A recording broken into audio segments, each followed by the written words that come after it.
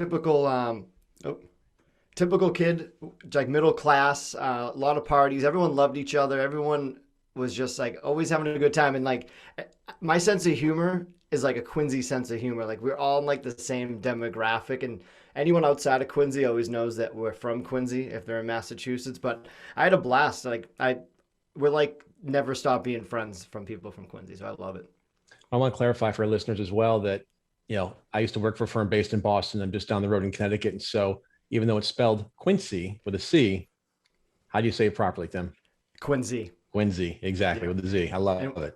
and we'll call people out right away when they say it like that, like Quincy. We're like, nope, sorry, you're in the wrong place. So I read that in 2010, the city of Quincy was the first in the country to have its police officers carry the nasal spray Narcan to revive opioid overdoses. When the program started, the city's officers were reviving an overdose victim every 4 or 5 days and had administered Narcan over 300 times by 2014. Other cities and police departments developed their own Narcan dispensing programs based on the Quincy model. Was anyone that you know affected by the opioid epidemic? Of course, I feel like everybody from Quincy either knows somebody or knows somebody that has a problem uh, with addiction to opioids. If it's not, it usually starts from pills, and pills are too expensive, so they go on to the actual heroin. But yeah, Quincy is known for that. That is a good little research you got there. Yeah, and I have a lot of friends on the Quincy Police Department and fire and EMS, and yeah, they all carried on it, and they're all like, it's a great thing. Like, obviously, people have their issues, but no one deserves to die. And just to be able to save lives, and there's going to be people in that mix that get help and they recover. But I love that about Quincy because everyone took it from. Like I said, Quincy's the greatest city. And then I believe, I could be wrong, I don't know the laws too well, but I believe Massachusetts has a law where if you call 911 for somebody overdosing, you won't be in trouble for the drugs that you have on you, or you won't be charged for it. I think that's the case. I wouldn't quote me on that, but I'm pretty sure that's what they changed in Massachusetts. You've said that you had mental health issues in high school, but really weren't diagnosed as such. How did your mental health issues shape your time as a teenager? So I always thought I had undiagnosed ADHD, which I actually do now. So I was right about something. In high school, I was a C's and D's get degrees type of kid in high school. But the way it affected me was like kind of in a good way because I was like the life of the party and I used it as like an advantage. So it was good at the time, but I knew something was wrong. But I feel like in 2004, mental health wasn't a big priority for a lot of people. People would just be like, "Oh, they're crazy. Oh yeah, oh you'll get over it." It was just like, "Be a man, man up," like all those phrases I grew up with. So you kind of just suppress it, and then that's not the best thing you can do. We talk about, man up and just, suppress it and deal with it. Did you seek treatment or did anyone recommend that you receive treatment during your time in school? In high school, no, I kind of did it in college on my own. Like I went to like the nurse probably that was like a trial member, like not even a real nurse. And they put me on Prozac right away. And I wasn't a huge fan. I think I was just having separation anxiety from being in a different town and city in Charlotte, North Carolina. And I just wasn't good in school. I felt like I was regretting college. So I think even at that point, people were like, "Oh, you're just going through like a phase. Like you're 20, 21. It's like you're supposed to not know what you're doing with life." And I was just like sad because I didn't know what I was gonna do with my life. And I was just like stuck. And I was like, well, one day I'm gonna be 35 and not know what I'm doing. But now I'm 35 doing a podcast, so I'm doing all right. Now you know what you're doing. Yeah. So, what did you when you got out of school, and how did your mental health issues manifest themselves in your 20s and into your 30s?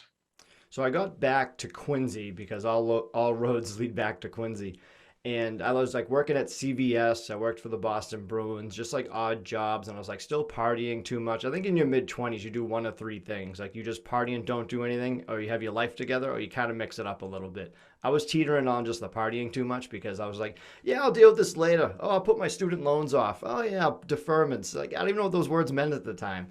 Um, so yeah, I just knew it was growing. I wasn't happy down deep, and I just was like, yeah, it's gonna pass. It's gonna pass, and it just didn't, and it just got worse and worse. And I think up until I was like 34 is when it really hit me. So I kind of just went through my 20s and just was like, I'll just deal with it.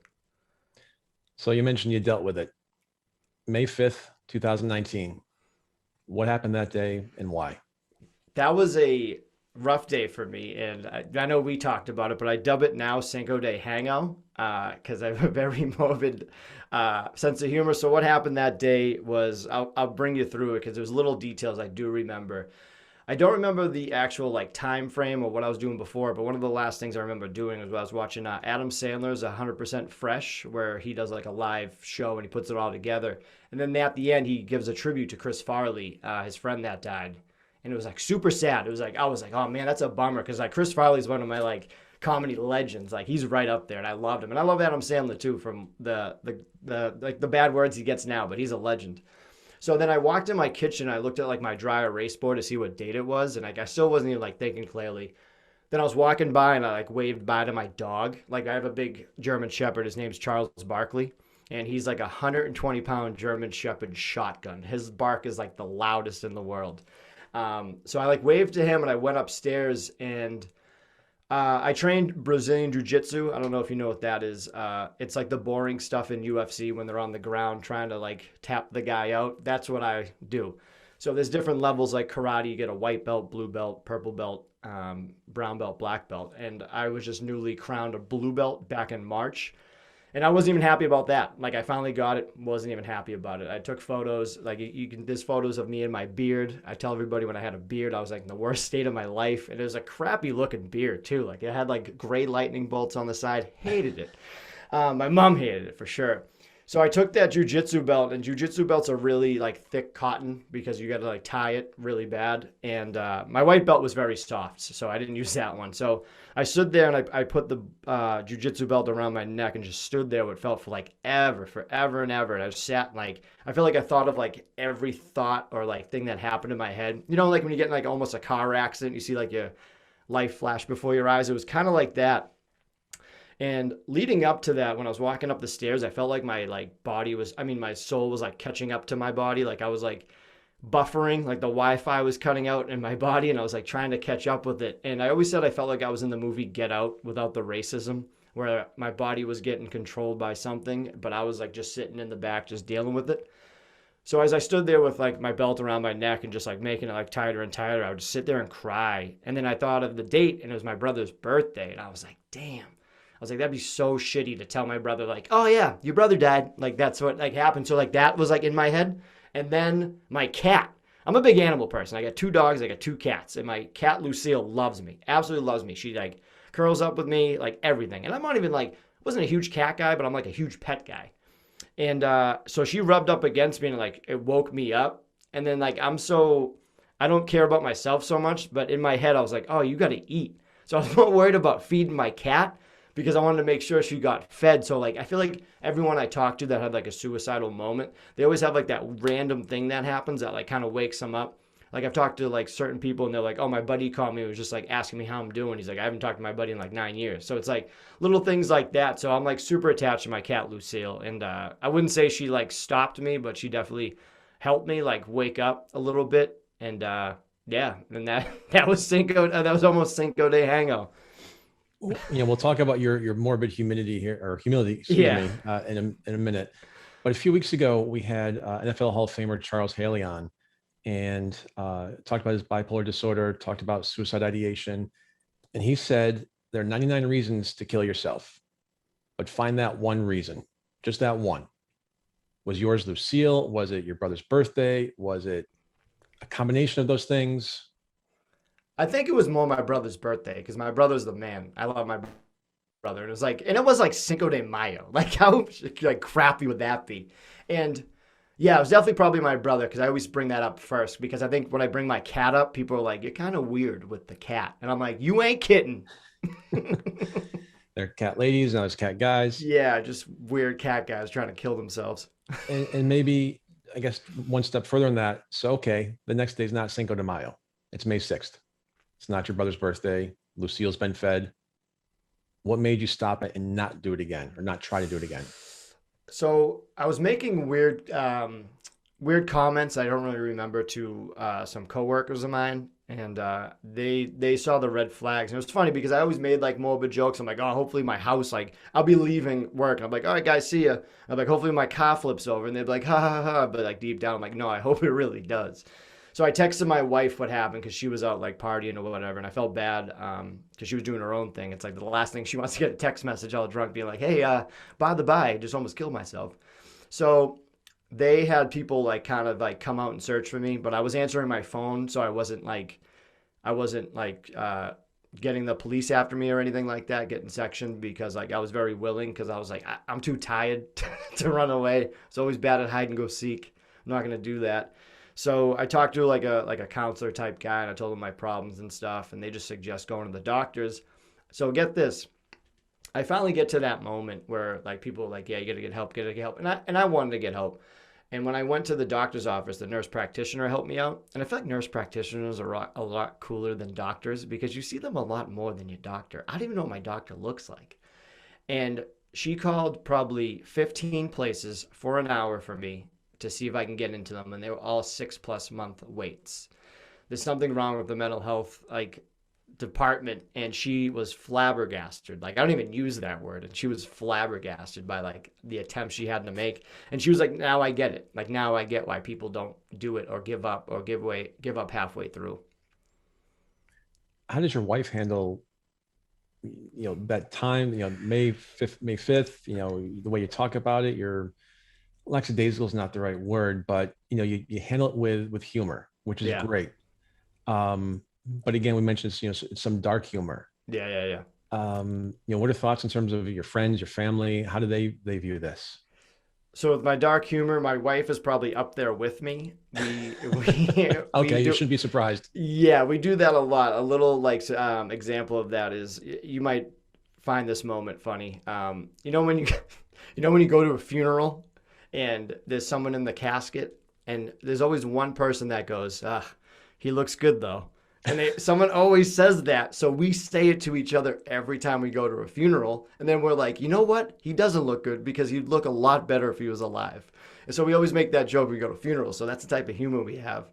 And then back to Quincy, I feel like everyone kind of has that sense of humor, so they understand it really quick. My mom hates it, but she'll laugh.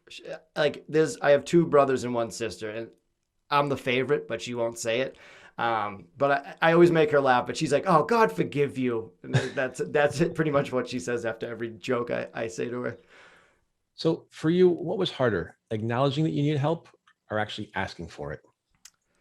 Oh, that's a great question. I think asking for it, because I don't ever like asking for help. Like, it's like always just like a weird feeling to me if like I don't like ask for money, because I wouldn't want the other way. I always think about that. Like, I will help people if they need me. Like, oh, you have a truck, can you help me move? I'm like, yeah, if it works. But I just feel like I always bother people, and I think that's kind of like my brain, how it's always been.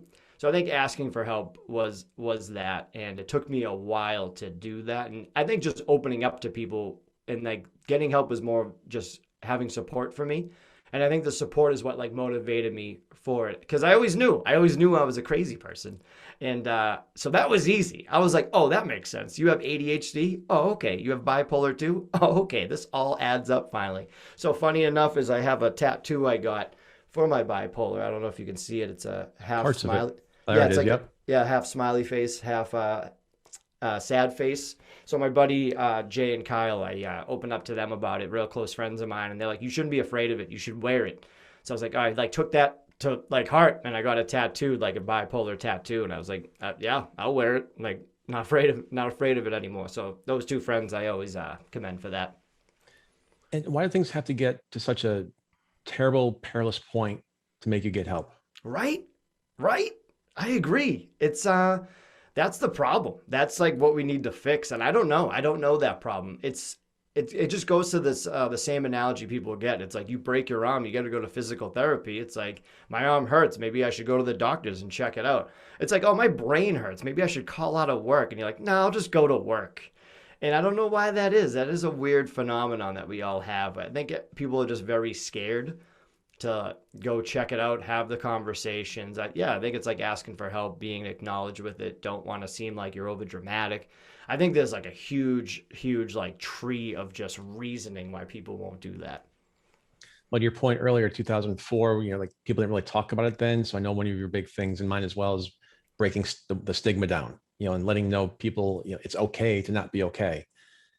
Do you feel that, having gone through what you've gone through, and then having gone through it, we as a globe, the last year plus with the global pandemic, mental health, I call there's a mental health tsunami coming on the other side of the pandemic here. Do you think that because of the pandemic, people are going to be much more open about it. I mean, we're seeing more and more conversation. You see Aaron Rodgers come out this morning talking about it. You've seen Michael Phelps talk about it. You know, all these great superstar athletes and musicians and actors and actresses. And you know what? At the end of the day, they put their pants on like you and me, one leg at a time. They're human beings and they've got their own struggles, just Yep. different, but still have struggles. Do you think the pandemic will help perspective on this? I'm with you on the one pan at a time. I always say everybody poops.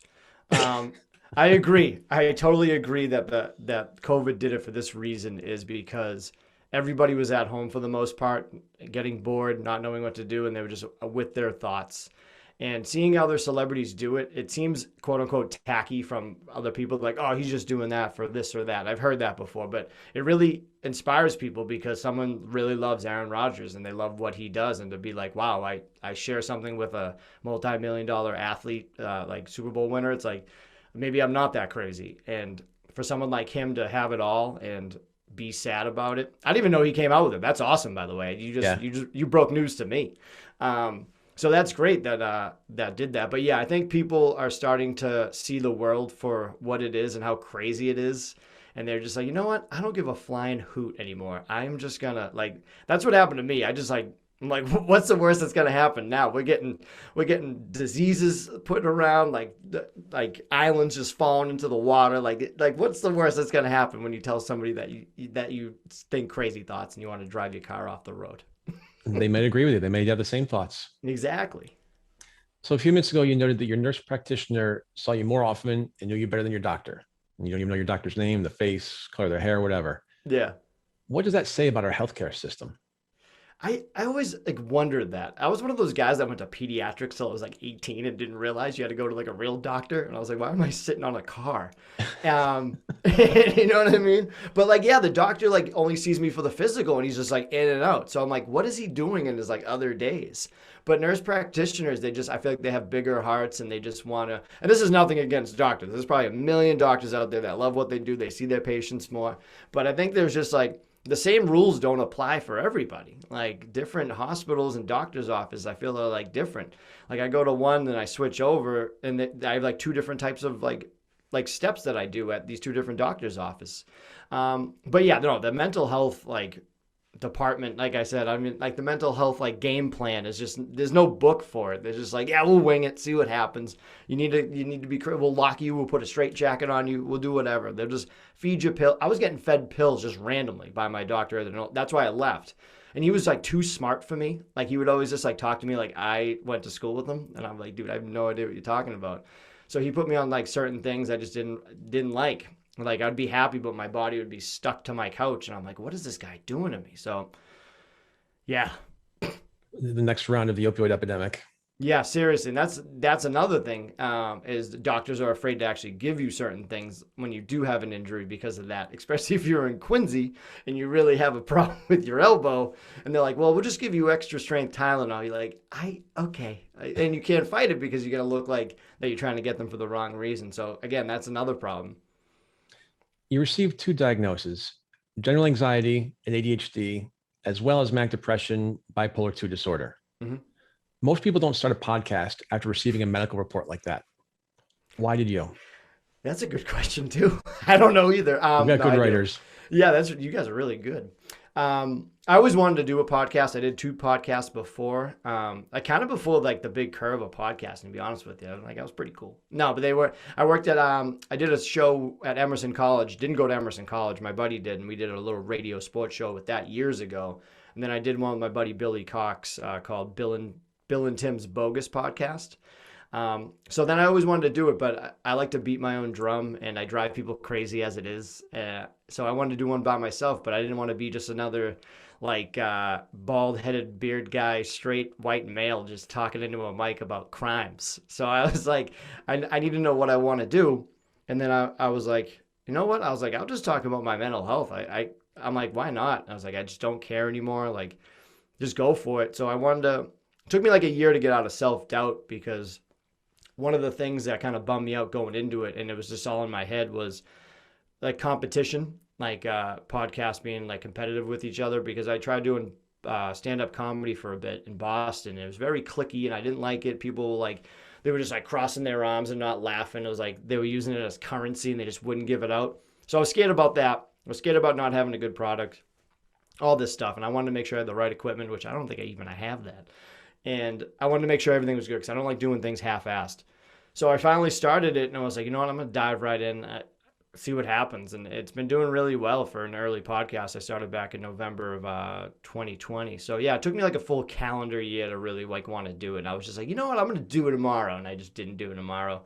But I would have loved to seen the day that I did it or record it to see like what type of like feelings I was having, especially with like having bipolar, just having those like mood swings. I'm like, yeah, I'm going to do it. No, I'm not. Yeah, I'm going to do it. And then the aspect of like me getting scared of like giving up on it. One of the things with bipolar too that some people have is they get very manic and very invested on a project. So like my head, I was like, you know what? I'm gonna build a doghouse for my dog. And then like weeks later would go by. I'm like, I don't even know how to use a screw. So it's like, why do I think those thoughts? But then I bring myself back down when I don't accomplish those things. So I was really upset for them.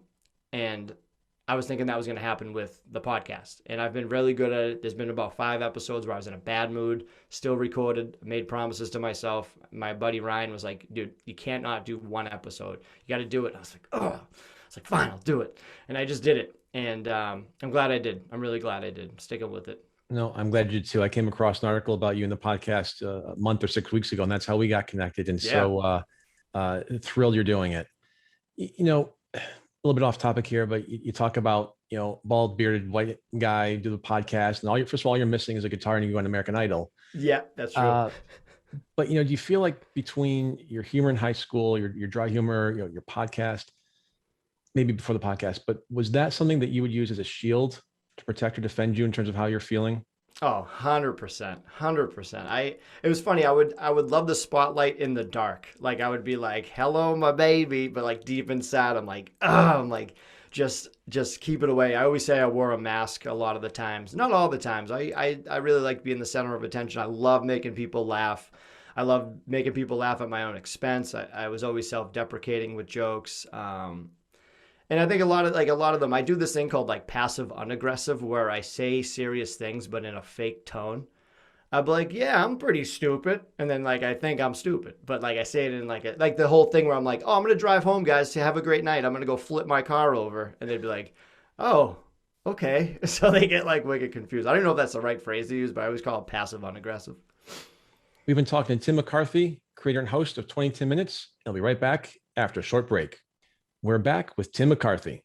We've been talking about the use of humor to reduce the stigma of mental health and reach a younger audience. So, Tim, do you run into people who feel that you're minimizing the issue of mental health by not taking it seriously enough? Oh, yeah. Not all the time, but I definitely run into them. I always say, can I swear on this or no? Absolutely. Oh, okay, perfect. I would have not censored myself as much. I always say, just because a guy does a mental health podcast doesn't mean I can't start some shit. I don't like when people look at it as weak. Like I'm mentally weak. Sometimes not mentally weak, but I'm mentally ill. So it doesn't mean I'm weak. Don't take my kindness for weakness. So if someone comes after me, I'm coming right back. I always say I'm the Tom Petty of podcasting because I'm very petty. But one guy came out to me. It was like he took something out of context where he thought one of my photo stills was making fun of somebody with a disability. And I was like, what are you talking about? And I was going back and forth with him.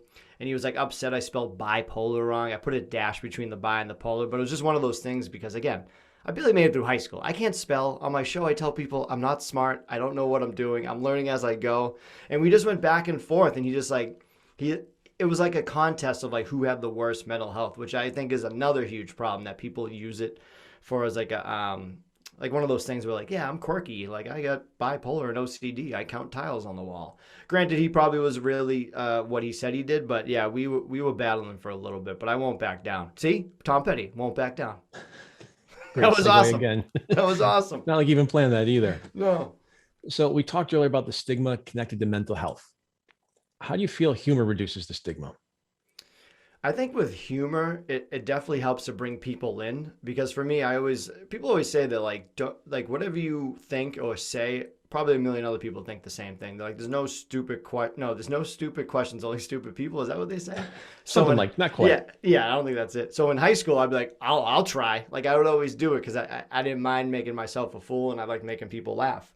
I think with the seriousness and like the professional podcast of mental health, it's kind of hard to get into. So I'm like, well, I can relate to it, but you're just giving like the general like details behind it, and it's like it might not affect everybody, but it's great to learn. Like I try to learn about it, and it's very interesting. But from just like a regular guy and just talking about it, people always say your episodes sound like you're just hanging out with a friend the way I talk. So like that, like my mind was like, how do I do that every time? Because I didn't know I was doing it. So I think people like to joke, people like to hear jokes, so they're like, oh, okay, like he's not taking it as serious, but he does have a problem. So like that is good to talk about it in a way. So it definitely leads people in. Like if you're gonna come into a dark show, like at least you can laugh about it instead of cry about it. Like I've had episodes where I cried and maybe made someone cry, but whatever. And we talked earlier as well about the pandemic and how that's really bringing mental health to the forefront. And one of the more common stories you see in the news are children and teens and what they've had to endure over the last 12, 15, 18 months, isolation, things canceled, graduations, proms, all that stuff. Do you feel that you can reach a younger audience using your humor? Because they seem to need it the most right now. I would hope so. I feel like I'm in that weird age where I try to keep up with all the trends. I've made jokes to younger kids. I make them laugh, but I feel like sometimes I'm showing my age. And I'm in that weird age bracket where I'm like, I am old, but I'm not. I love making people laugh, and yeah, I feel bad for a lot of them. I was always thinking about that. Like I think of like a D1 athlete going into his senior year, getting ready, and it's just like, nope, sorry, you can't do it. I'm like, I would be out of my mind if I couldn't go to prom. Like at 18, I would be devastated. So I can understand that, but I always say on the other end of it, it's like the whole like they use it as like a quirk. So like something like TikTok, I always see things. I had to delete that app. That app is like garbage. So like people would be on, it's like, I have ADD. And they'd be like dancing about it. And I'm like, what is going on? So I think they're the ones that need to be shaped quicker than somebody else because they're getting misinformation from somebody that has a million followers on social media, and they're comparing it to them. I have bipolar too, and the next guy might have it, but we take different meds, we have different lives, we have different therapies, like everything. So that's like I think that's the biggest problem that needs to be curbed. But yeah, I think I could get some people in, some young whippersnappers. Well, one of those young whippersnappers that comes to mind is Cara Parish, former MTV reality star. How did you connect with her, and what has come from that connection? She is a saint, by the way. She messaged me on Twitter randomly. Like I was making a comment because I had a couple guests on, and sometimes I get positive if I'm happy. I'm like, oh, like I got the best guest coming on, just to hype people up. You know how it is. You gotta like be like, Yeah, come show on. some love. Yeah. So she was like, oh, who are you looking to get? And I was like, wouldn't you like to know? Had no idea who she was. No idea. So I messaged her. I messaged her on like Twitter. So I was like, oh, hey, thank you, blah blah blah. So we went back and forth, and she was like, oh, I got all these people for you if you want them, blah blah. I was like, yeah. So I was like, so what's the catch? She's like, no, nothing. I just like to help people. I was like, but what's the catch? And she was like a fan of it. She shares it all the time. I had her on for an interview. She was so sweet. We're like legit friends now. We've texted. She says she's sending me cookies. I haven't gotten them yet. And it just reminded me I have to message her about that. But she was like so cool, so down to earth, very, very open with me. But yeah, she like retweets my stuff, and she's just like she was a good character to have on, especially from her little show she had. I remember vaguely watching it, and she was a big personality on that. So I commend Cara Parish, and I'll send this to her to make sure she watches it, because who doesn't like to hear good things about themselves? So, and to that point, when you started the podcast, did you ever think that an MTV reality star would pick you up and send you cookies and introduce you to other folks? No, I thought I was gonna have to interview my mom every week. Like I thought that was gonna be it. Like, oh, what type of traumas that happened to me when I was younger? No, not at all. And the networking alone has been like so impactful on my life, because I've been connecting like two of my guests together. I keep in touch with like a couple of them. Like it's just really fun in that aspect, and to get to talk to them, and then they'd be like have so much fun with my episodes. They're like, wow, like I've heard so many nice things at the end. They're like, oh, you're so original. Like I've never had so much fun on a podcast. Like XYZ would be great for your show. Do you mind if I give them your stuff? I'm like, yeah. I'm like, let's do it. But no, would have never thought. I didn't know how well it'd be doing right now. Have you had mom on at all? So I have somebody do an intro every episode. It's like SNL. I felt like that was the greatest idea to have because like that person will share it. Because again, people love to hear their voice. I understand that. So my mom was like episode like 4 or 5, and she did a very long introduction. And every time I listen to it, I cry. So I can't listen to it anymore. She said like the nicest stuff, but yeah, she listens all the time. She has all my merch. She's like my number 1 or 2 fan. So Awesome. I love it. So, in addition to mom, you've had a broad range of guests on your podcast discussing a wide variety of issues beyond mental health. Talk about some of your favorite guests and what it was about them and their stories that really clicked with you. obviously Cara Parish. Wink, wink. Yeah, and then so one of the first people I interviewed was Cody Io, Cody Rain. His story is remarkable, and he is a character. So he is a liver failure survivor, which is I've never even heard that before, and it really happened. So he's a real person. He calls himself so he kind of looks like a combination of Vin Diesel and Pauly Shore. So people call him Vin Weasel. And I was like losing it. And he was like an hour conversation. We had such a good time. He's like very Californian. So like that one, a lot of people like, and that one has like my most views on YouTube because he's such a character. He's like big on TikTok too. And he was like super nice. And then Joe Barksdale, former NFL player, we become really good friends. He didn't like playing NFL. He was just a big guy. And he was like, I guess I have to play football. And then he was suicidal at one point and had like a moment out like hiking, and he got lost hiking. He's like, I don't want to do this. I ain't doing football. So now he does stand-up comedy. He does like a music album. He had like a Star Wars theme album that was actually really good. Not just saying that. I like Star Wars.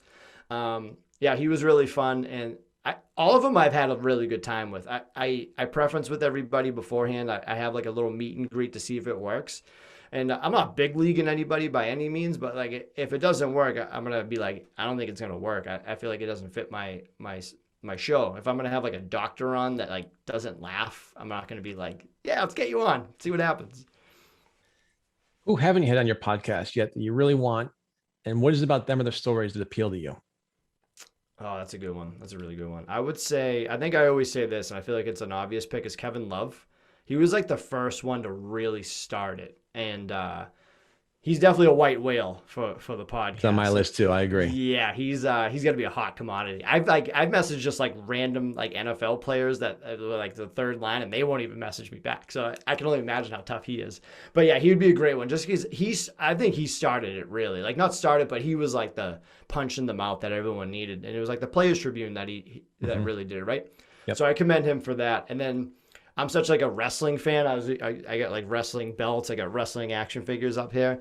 There's a wrestler. His name's Tommy End. He was formerly Aleister Black in the WWE. He's very vocal about mental health, but if you see a photo of him, you would have no idea. He's like Norwegian or from the Netherlands, I forget, and he's tattooed like from the neck down, just like a mythical looking dude. He's like just looks like a Viking that will kill you. So I think it would be interesting to talk to someone like that looks wicked tough on the exterior. And plus, I'm just a huge wrestling fan. I saw you did Lacey Evans. I watched that one. She's one of my favorite. That was very early on in the show as well. Like maybe the third or fourth one. And she was one of my favorite guests. And she literally left it all in the ring that day. You know, I had no idea what to expect, how to react. And to your point, salute to her. And she really opened up about things I don't think people really knew much about. Yeah. Vet, beautiful, and will kick you right in the mouth if she had to. Amen. Even if she didn't have to, she would. Yep. So anything can be a two-edged sword, but do you feel that social media has been mostly positive or negative on balance in terms of affecting mental health, especially the mental health of younger people who obviously tend to be on social media much more than, I won't say older people, but guys like you and me? Yeah. It's funny. I think it goes app to app. I think if you could put it in a list of like worst to best of like YouTube comments used to be the absolute cesspool of the internet. I feel like they got a little bit better. I think Instagram can get really nasty. Twitter's actually kind of positive because you can like kind of pick what you want and easily get like good followers for it because that's where I make all of my podcast connections and friends. So I think that's the best one. But yeah, that's a good question too. I would say it's getting positive, but it's still in the red. I think you have to work for it. And the people that are in the negative, I think, like the negative. I was very like that. Like, I was very like super morbid at one point. When I was super depressed, I was on Reddit under the subreddit called Watch People Die. Like, that's what I was watching, like, as a like human being. Like that, I was like 33 years old, because I was like, I have to see this, because if it happened in front of me, I can deal with it. But that logic is insane, because like not many people see people die every day, unless you work for like a medical examiner's office. But it was just like that type of stuff. So you got to direct them in the right way. Like on Instagram, I unfollowed like World Star Hip Hop, like all these like fight videos. Like, I don't need to see this. Like, let me see koala bears. Let me see like soldiers coming home, like just motivational stuff. And yeah. So I think with the kids, they just got to be directed in that way, some way or another. But it's up to them ultimately. Like, everyone's like, oh, the parents, blah. It's like, well, they're humans too, so you gotta like help them. Like, don't tell them, like, show them. That's all I've had for the last 15 months for any sort of engagement or activity. So, there've been a lot of studies, I think, as we know, that in terms of what social media has done or hasn't done for teens and youth during this. And so the jury's still out, but we'll see. Yeah. And going back to what you said a few minutes ago, excuse me, about reaching out to folks via Messenger, you and I do the exact same thing. I'll find an article about somebody, and I hit Darius Leonard from the Indianapolis Colts and Jim Irsay, the owner, because the Colts are doing a program called Kicking the Stigma. Yeah. So huge mental health campaigns. I've been trying to get them. There's a Peloton instructor, Kendall Toole, who there have been several articles on her about how she's using the Peloton, the program she does, the exercise programs, to have people talk about mental health. And so I think you and I are on the same page of trying to show we can use social media and maybe get it, a whale every now and then. So stay tuned. I guess the jury's still out on that. Yeah, that's actually so one of my recent interviews, Tony Grebmeyer, who's a saint. That guy, he texts me too. Like, I make friends with all these people, so it's awesome. He said the greatest thing to me I couldn't imagine. He was like, how do you get in contact with them? He's like, I'll find like their email or message them on Instagram. He's like, send them a video message instead. I'm like, yeah. So he asked me the same question of who I wanted on. I don't want to say it because I don't want to jinx it. So I messaged that person. He's a stand-up comedian. I sent him a voice message. Probably 10 minutes later, he replied, and we were chatting about it. And he said, text me next month. And this is the month, so I'm going to do it soon. And he's like, and I'll get back to you. And I was like, that is like the best thing, because you get a message, you're like, delete. And it's like, oh, this guy's sending me a video? Like, what could this be? Like, you're more interested in seeing what this person's going to send than a message. So maybe start doing that too. So I think Kevin Love's DMs are pretty big right now with my videos. I would imagine. So how did your rock, paper, scissors segment come about? And do you get the feeling that your guests are somehow cheating or taking advantage of a lag in the video connection? That is another great question. So funny enough with the rock, paper, scissors thing, I always had these quick things in my head. like I don't know if you think of this. This is what I do. It's always like, what could happen in this situation? So like, say you're in line at like CVS and there's a guy in front of you. I'll look at my wife and be like, what if I just tickled this guy right now? Like, what would happen? Like, you know what I mean? Like, what would happen? Yeah. So my first interview was with NFL safety Doug Middleton of the Jacksonville Jaguars, and we were getting ready for like the pre-show, whatever. And I was like, "All right, man, you want to play rock paper scissors?" And without any like hesitation, he just like lifted his hands up and was ready to go. So in my head, I was like, "When in doubt, wear them out." Because when I'm anxiety ridden, I like just think of like, this would be so funnier later. And so I did it with him, and I was like, you know what, I'm gonna start a league now. And he beat me, so I started off the league 0-1, but it just became a thing, and I feel like it's like a great icebreaker with someone you don't know. So when I talked with them, I've had like Erin Marie Hogan, who's like a horror actress, like Cara Parish, like these NFL players, and then I asked them, and no one questions it because everyone knows the game, and it's just so funny. And like when they beat me, they like get into it, and I think it's just so funny. That's awesome. Yeah. So in addition to rock, paper, scissors, you take questions from your audience. What are the most common questions and concerns you're receiving? Like how I deal with things. I think they asked me that to see if they're not as crazy or they are. Like I've had ones like, how do you deal with a death? It's like, how do you deal with someone with like borderline personality disorder? Like someone wanted me to do a topic on postpartum depression, so I went and sought that out. Which was one of my first interviews as well. And that one was a really tough one. Again, I'm a male, shouldn't be talking about a woman's body, don't have kids. And it was just like a very open conversation that was just really refreshing, I think. And people were like, I can't believe you tried tackling that. I was like, yeah, whatever. I'm like, like I get to ask my questions, and there's been interviews where I got to do that and get out of my comfort zone. And someone was like, you asked the most adorable question, because I'm so like innocent with my questioning. You asked her, is there a prepartum depression? And like it's one of those things that like someone out there must have thought that. And it was just funny, and she laughed about it, and she was like, nah. And that, well, I think she said like kind of like you get ready for it, and you get like you psych yourself out, but not like technically. And then I talked to Doug Middleton about the African American community mental health. Like again, I'm a Caucasian male, and then I talked to a poet, a disabled, non-binary, queer poet from England. Like they're taking the word queer back. I got to ask about that. I got to learn about non-binary because I never really got to ask anybody about like the gender roles and all that stuff. So it was a very refreshing conversation, and they respected it. They loved they loved it. They were like, I'm so glad that you wanted to do this, because not many people want to do it. People are too afraid. And I'm like, what's the worst that can happen? Like the cancel culture might come for me, but I'm not that big yet, so we'll see. And I just don't like disrespecting anybody, and I treat everybody equal. I just want to know those questions that I've had. Well, unlike the guy you took at the grocery store, you're via a Zoom call now, so they can't, punch in the chops if they don't like the question. Exactly. But Tim, I would say that you're a perfect example of a trend that I call the democratization of mental health. More common people like you and I stepping up and talking their own mental health issues and bringing mental health out of the shadows. What do you think the difference has been in the past few years to make that happen? I don't know. I kind of feel like I like sticking up for people. Like I'm not a big guy, but I like being able to be like, I just don't care anymore. Like I would be on the front lines if we had to battle mental health as a physical being. Like if this was like the Avengers and we had to like square up with a bunch of mental health things, I'd be on the front line bombing down there, just swinging.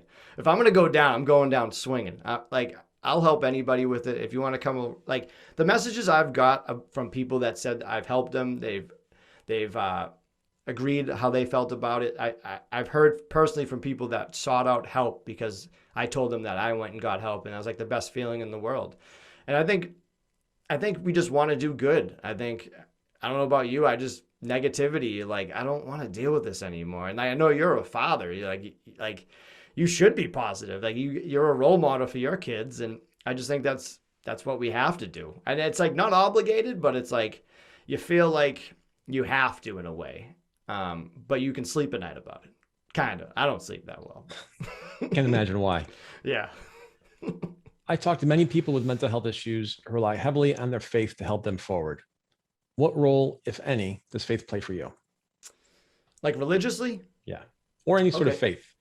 I don't really have any. I grew up Catholic. That was fine. I was cool with it. But I'm not religious per se, but if something did happen where like Jesus resurrected, or I'd be like, oh, that makes sense. But I don't put a lot of faith into anything. If someone wants to pray for me, I'm not gonna be like, no, thank you. Like I'll take a prayer. Those things are free. Like I'm very positive. Again, I'll be friends with anybody. If you're not an asshole, I'll be friends with you. Like that's my big thing. If you have different views than me, but we can have a conversation without one of us getting loud, I'm fine with that. Like that's all I need. But I would not say I'm the most religious person. But I'm not against it. I'm not like, boo, like you're crazy. Like I'm not like that either. Like if you gotta invite me to a church wedding, I'll go. I'll kneel. I'll pray. I'll do the whole Father, Son, Holy Spirit, have the body of Christ. I'll do it all. So I noticed that some episodes of 20 minutes can run as long as an hour and a half, and others are as short as 36 minutes. How do you decide the structure of your podcast, or is there even really a structure? I'm not even structured in life.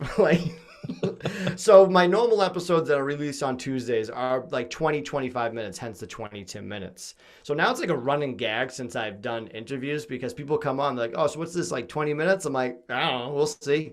So I think with just the conversation wise, the longer it is, it's just like, it's getting fun. Not that like a half hour one is like lesser than them. It's just like they have more to talk about. They bring it up because it's kind of like free range. Like do what you want, or they'll say something that clicks in my head. I'm like, oh, I have to ask more about this. Like I had this woman who owns a mental health studio, like a fitness studio, like one of the first ones ever. And she was involved in a plane crash, Olivia Bowser. So I was like, hold on. I'm like, we have to talk about this. And then at one point she's like, yeah, I think that's probably why my mental health issues. I'm like, you think? I'm like, do you think? So like she was really fun, but hers is only like 45 minutes. But it was a great interview, and it's coming out next week. You like to ask some of your guests 3 things that they're grateful for. Now it's my turn. Tell us 3 things that you're grateful for. Oh wow, I would so. All right, I think I don't know. Let's see. I feel like family, friends, and life in general is easy, but I think I'm gonna go with my cat Lucille, with my other animals. I have a German Shepherd, like I said. I have a Persian cat named Leo, and then I have a blind pit bull named Fanny. So I'm very grateful for them. I'm grateful for my therapist. I've been through a lot of different therapy, a lot of ones I didn't link up with that well. It didn't work out, and that's going to happen. It's a long road, and you just got to power through it. You got to eat a Mario star and just blast through it. You got to. That's the only thing I can tell you. And then I would say my wife, Lindsay, who's dealt with a lot, and it's not easy. It's not easy at all for that. And people forget about that, people with mental health issues, and it's no fault of their own. I forgot. But there's someone else on the other side being like, I want to help, and I can't not. I don't know what to do. And she said something like, I just don't know how his brain works. And it wasn't like a dig. Like she came to therapy with me. She's like, I try to think like him, but I can't. Because my thought process is insane. You say like a certain word and I'll like bring up a song. You're like, oh, can you push that door? I'm like, push it. And they're like, shut up. Like we're at a funeral. I'm like, my bad. But he looks good. Yeah. So those would be my 3. But again, I like friends, family, life. Like those are the obvious ones. But I like to go a little bit outside the box. If you couldn't tell. So now for the fun questions. Oh, nice. Not that they've all been fun before. Wait, yeah, I was going to say, I've been really having fun. Blast. What's next for you? Any plans for a book, podcast tour, motivational speaking? First off, I can barely read. And I can say the words and the sentences, but I was never a good reader. I don't even know the last book I read. It was probably a Cliff Notes book. I think being a motivational speaker would be cool. I don't know how you even go about that. Like I would go to like a high school or something and like talk to like high schoolers or whatever, just being like this. But I'm sweating now. I don't know how it'd be in person.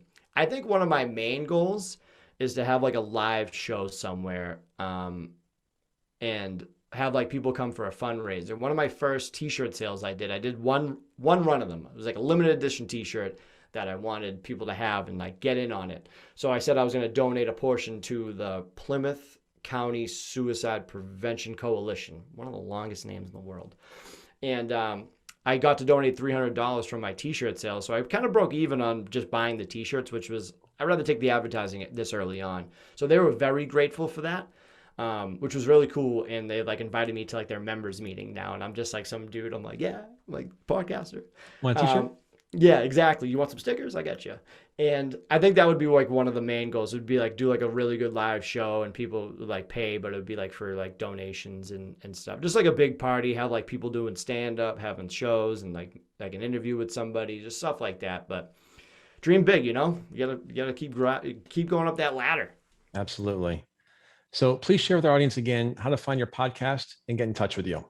Yeah, you can get in touch with me. I got to get my same name across every social media, which was great because I don't think there's a 20 Tom Minutes anywhere, but I am 20 Tim Minutes. It's only one M, so it's a numerical 20 followed by TIMINUTES. You can do that with the .com. You can do that with an @ symbol on Twitter, / on Facebook. I think I'm on TikTok, but I deleted it, so you won't see any videos. But yeah, you'll find me. I'm a social media whore, and you can message me. I have an app. I keep forgetting to promote my app. I have an iOS and Android app that you can go and download. I don't have any reason to have an app, but my buddy from Appetizers LLC, who's a great friend of mine, created an app for me, and it's awesomely ridiculous. So go download that. It's free 99. It's free, but yeah, you got to go get it. It's not gonna lie, I'm a little jealous about that. Super funny. Hey, I'll get you in contact with them. Networking, baby. That's awesome. All right, Tim, one last thing. Rock, paper, scissors, shoot. Oh, rock. I got a scissor. Tim wins. That means you don't have to do another show with me. I would have thrown up pencils. I would have taken anything. Tim McCarthy, thanks so much for being with us today. I had a lot of fun and really appreciate you sharing with us. No, I thank you for asking me on. When I got that email from you, I was like showing people right away. I'm like, oh man, I'm going to go on this show. No, it was a real pleasure and a thrill to have you on. So thanks for sharing. Thank you, sir. And thank you to our audience for tuning in to Next Steps Forward. I'm Chris Meek. For more details about upcoming shows and guests, please follow me on Facebook at facebook.com/Chris Meek Public Figure, and on Twitter at Chris Meek_USA. I didn't have the same luck you did, Tim, with the same handles. We'll be back next Tuesday, same time, same place, with a leader from the world of business, politics, sports, or entertainment. Until then, stay safe and keep taking your next steps forward.